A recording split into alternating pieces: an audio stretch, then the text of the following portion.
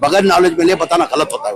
वो सीएम से उनको बता के कल करके इंशाल्लाह कल दोपहर तक उनको एक सी सुद्धि देता हूँ।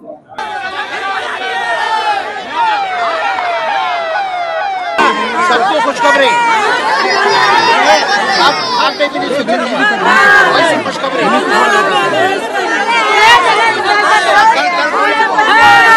ಭರವಸೆ ಕೊಟ್ಟಿದ್ದಾರೆ. ಬೆಳಗ್ಗೆ 11 ಗಂಟೆಗೆ ಡಿಸಿಎಂ ಅವರು ಸಿಎಂ ಅವರು ಮೀಟಿಂಗ್ ಕರೆದಿದ್ದಾರೆ.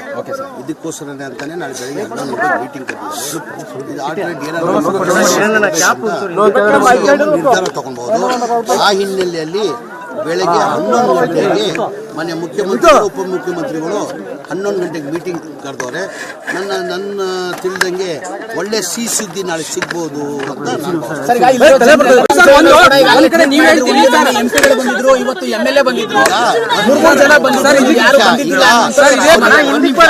ಕೇರಳದವ್ರು ಯಾರಿಲ್ಲ, ಇಲ್ಲಿ ನಮ್ಗೆಲ್ಲ ಗೊತ್ತಿದ್ದಂಗೆ ಕೇರಳ ವಾಸಿಗಳು ಯಾರಿಲ್ಲ. ಈ ತರ ಬಹಳ ಘಟನೆಗಳಾಗಿದೆ. ಇದೇ ತರ ಯುಪಿದಲ್ಲಿ ಬುಲ್ಡೋಸ್ ಮಾಡಿದ್ರು ಮನೆಯೆಲ್ಲ. ಏನೀಗ ಕೇರಳ ಚೀಫ್ ಮಿನಿಸ್ಟರ್ ಯುಪಿಗೆ ಹೋಗಿಲ್ಲ, ಅವಾಗ ಚುನಾವಣೆ ಇರಲಿಲ್ಲ. ಈಗ ಏಪ್ರಿಲ್ ಅಲ್ಲಿ ಚುನಾವಣೆ ಬರ್ತದೆ ಹಿನ್ನೆಲೆಯಲ್ಲಿ ಇದೆಲ್ಲ ರಾಜಕೀಯ.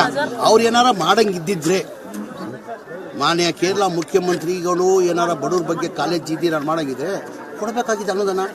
ತಗೊಳಪ್ಪ, ಕೇರಳ ಕಡೆಯಿಂದ ಬಡವ್ರು ನಮ್ಮ ಪಕ್ಷದ ವತಿಯಿಂದನೋ ಇಲ್ಲ ಸರ್ಕಾರ ವತಿಯಿಂದನೋ ಇಷ್ಟು ಮನೆಗಳು ನಾವು ಕೊಡ್ತೀವಿ ಅಂತ ಈಗ ನಾವು ಘೋಷಣೆ ಮಾಡಿದ್ವಿ. ನಮ್ಮ ಸರ್ಕಾರದಲ್ಲಿ ಫ್ಲಡ್ಡಲ್ಲಿ ಮನೆಗಳು ಹಾಳಾಗಿತ್ತು. ಮನೆ ಮುಖ್ಯಮಂತ್ರಿಗಳು 100 ಮನೆ ಕಟ್ಕೊಡ್ತೀರಿ ಅಂತ ಹೇಳಿದ್ರು. ನಾವು ಕಟ್ತಾ ಇದ್ದೀವಿ, ನಮ್ಮ ಇಲಾಖೆಯಿಂದನೇ ರಾಜೀವ್ ಗಾಂಧಿಯಿಂದನೇ ಕಟ್ಕೊಡ್ತಾ ಇದ್ದೀವಿ. ಆ ಥರ ಘೋಷಣೆ ಮಾಡಬೇಕಾಗಿತ್ತು. ಇವ್ರು ಬರೀ ರಾಜಕೀಯ ಮಾಡಕ್ಕೆ ಬಂದಿರೋದು. ಇವರು ಬಡವ್ರ ಬಗ್ಗೆ ಕಾಳಜಿ ಯಾರಿಗಿಲ್ಲ.